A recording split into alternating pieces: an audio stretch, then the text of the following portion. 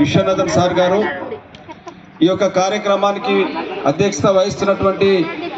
మైనాబాద్ మండల party president Manaiah గారికి, ఈ కార్యక్రమంలో పాల్గొంటున్నటువంటి రంగారెడ్డి జిల్లా కాంగ్రెస్ పార్టీ అధ్యక్షులు పెద్దలు నరసింహారెడ్డి గారికి, ముదిరాజ్ కార్పొరేషన్ చైర్మన్ జ్ఞాని శరణ గారికి,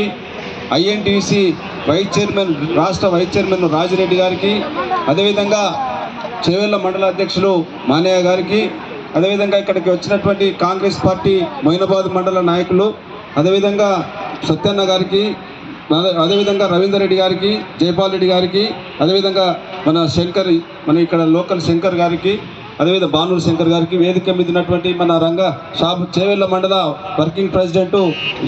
శ్రీకాంత్ రెడ్డి గారికి,